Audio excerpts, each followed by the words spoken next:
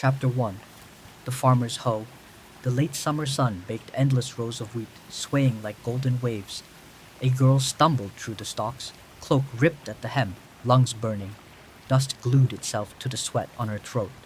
The wheat scratched her cheeks and hissed around her legs.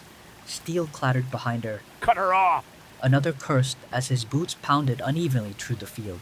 One heavy, one dragging. Don't fall, don't look back. Her vision tunneled beneath the heat. Barely 18, fresh from the academy, she should have been celebrating, not sprinting to farmland with death shouting behind her.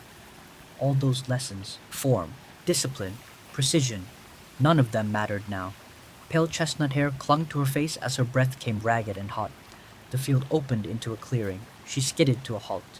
Dust burst around her boots. A man stood there. No armor, no visible weapon. Only a hoe resting across one shoulder. Broad frame, sun-browned skin, a face far too calm for the danger approaching. His hazel eyes met hers. For a heartbeat, she forgot to breathe. Afternoon. They're chasing me. It's okay. You're safe now. 4 men burst from the wheat behind her, blades drawn, sweat shining across their faces. Move along, old man. That one's ours. Strange way to talk. People aren't property, but this land is my property. So feel free to leave. Don't get smart. The nearest man lunged, steel flashed, and time slowed. The girl's pulse hammered in her ears. The sound of the blade cutting through the air swallowed the world whole. The hoe rose with a low hum, wood blurred. Steel met grain-smoothed oak. Clang! The collision shrieked like tearing sky. Sparks exploded between them. The sword shattered instantly. Half the blade flipped end over end before burying itself in the dirt. The farmer hadn't moved more than an inch. He pressed the butt of the hoe into the attacker's chest. A flick of his wrist. The man launched backward into the wheat like a ragdoll caught in a storm. The stalks bent and swallowed him whole. What? Another man roared and charged. The farmer pivoted. His heel had ground into the dirt. An elbow slammed into ribs. Crack! The attacker folded instantly, all breath ripped from his lungs. The girl flinched.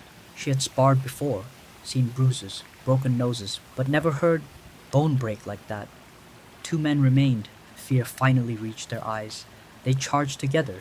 The first swung high. The hoe cut sideways in an arc impossibly fast for its size. Impact.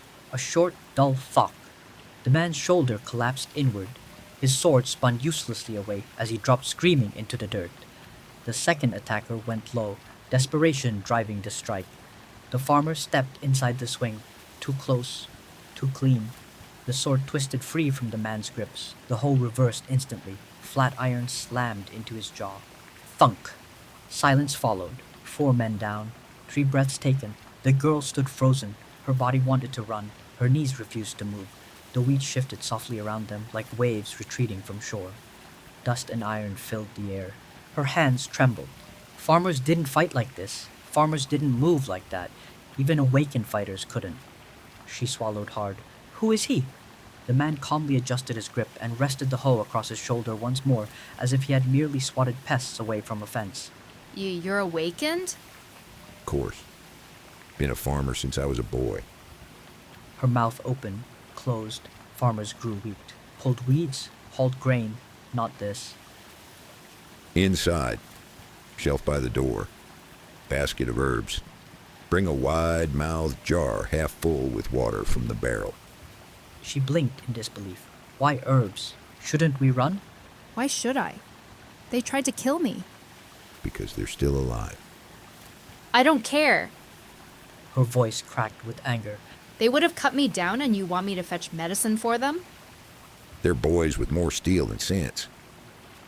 They're murderers. If I leave them, maybe they won't come back. They'll come back worse. At least this way they've been shown something different. You think kindness fixes people like them? No. But cruelty never has. Her throat tightened. Fury burned through her chest, but his words pressed down like stones. Against her will, she stormed toward the farmhouse. Moments later, she returned, slamming the basket and jar down beside him. Don't ask me to do more. Good. He crouched calmly beside the fallen men. Calloused hands crushed herbs together, releasing a sharp green scent into the air. The water shimmered faintly green-gold as he stirred it. He handed the jar toward her. drink. Her throat tightened. Poison? Medicine? Slowly, cautiously, she took a sip. Bitter, grassy, then warmth spread through her chest. The ache in her legs eased instantly. Strength flooded back into her limbs. That's impossible. Meadowwort, crown leaf, salt leaf. Simple enough. Before she could answer, he tipped the mixture toward the first bandit's mouth. Don't. The man coughed violently. Color slowly returned to his face. The farmer moved to the next. You're insane. They'll come back. They'll kill you. Kill us. They're young. Letting them rot here teaches nothing.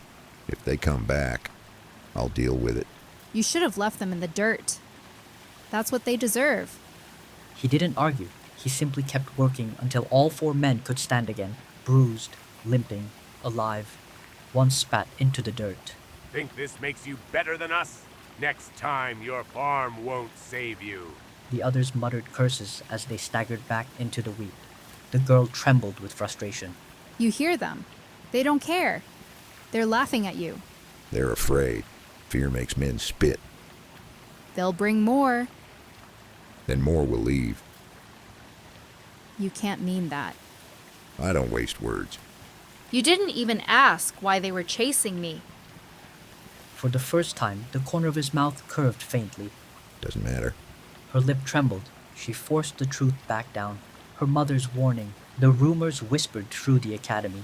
If he knew, he might cast her out himself. Better to let him believe this was random. The wheat rustled softly as the bandits disappeared into the distance. At last, the farmer rested the hoe across his shoulder once more. Come.